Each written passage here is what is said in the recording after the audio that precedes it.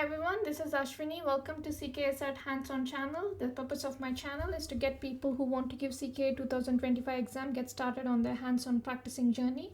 Once they finish a formal course of CKA and have a basic understanding of Kubernetes concepts, this creates a depth in your understanding of each concept and helps you crack CKA exam. What you see here are different categories of which you can get questions in CKA after the February update. And I have made some hands-on videos in each category, which is a different playlist. Currently we are working through the playlist of workloads and scheduling, which is 15% of the exam. So we're trying to understand the application deployments, how to perform rolling update and rollbacks, and to get a little deeper into understanding the pods and different kinds of containers.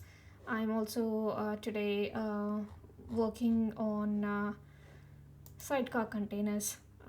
We have dealt with init containers in the last video. Init containers are the containers that always started before the application containers.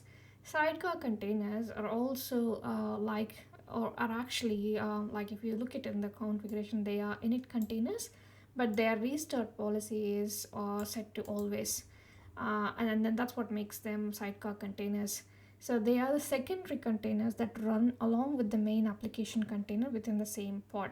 These containers are used to enhance or to extend the functionality of the primary app container by providing additional services or functionalities such as logging, monitoring, security, data synchronization without directly altering the primary application code.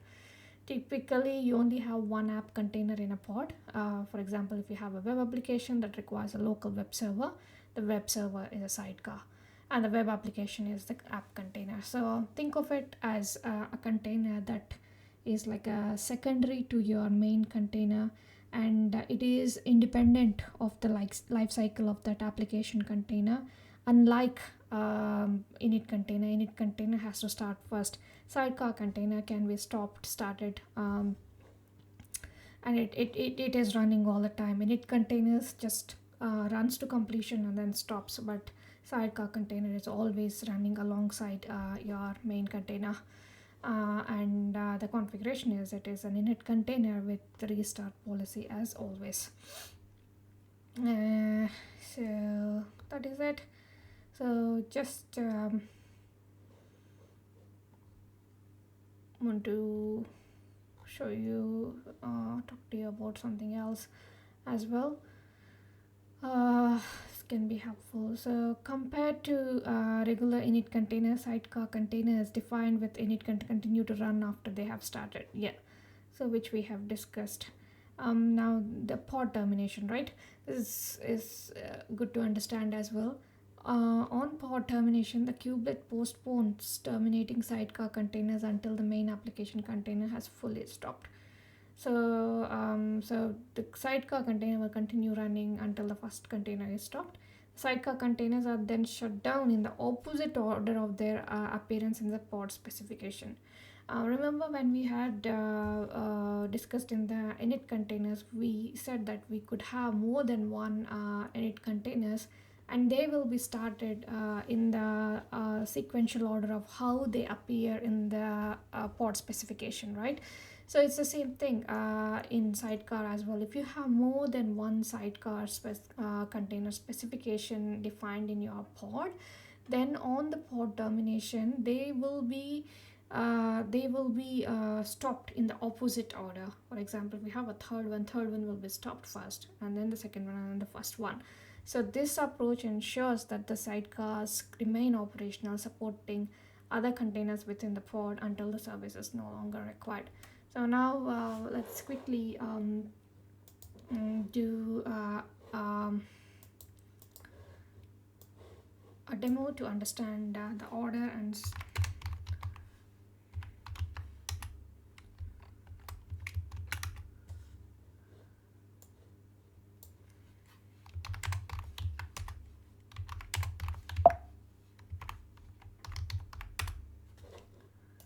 I'm just copying and pasting it. This is a job. I want to show you the one that is not job. I think there's a deployment. Yeah, there's a deployment.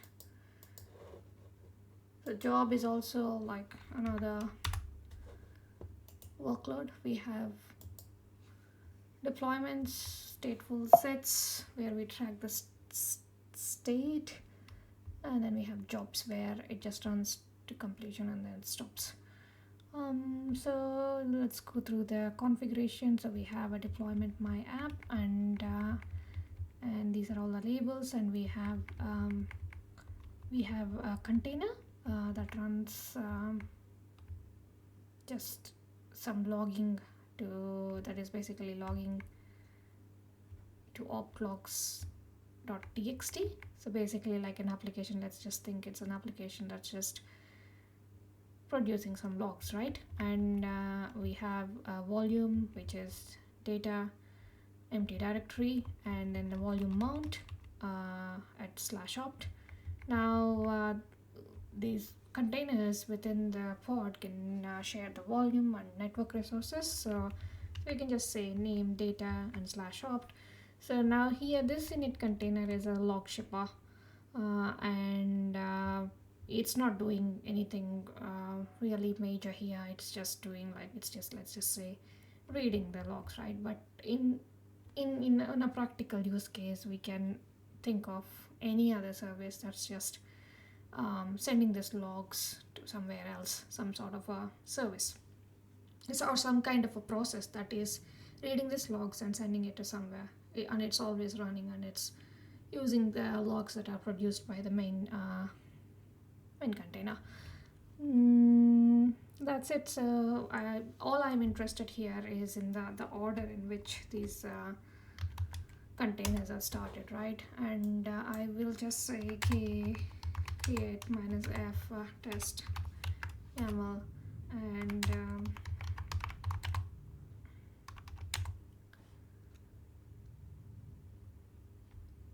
ports, even though it's, I just want to get the events.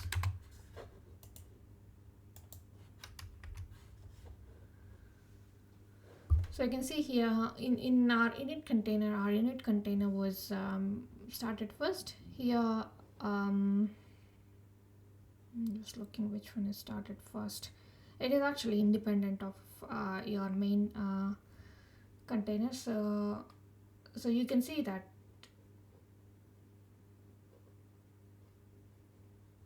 the log shipper has started first, but it is really not necessarily it has to be in an order, and it's always, and the my app is there as well. So let's try to log into the pod and see if it is.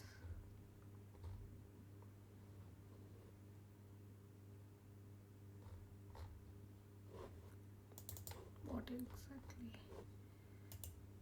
do we get?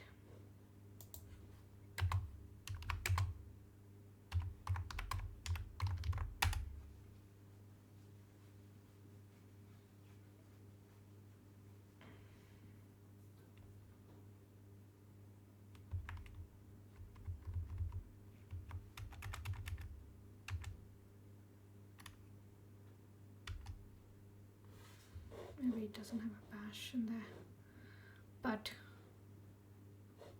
yeah.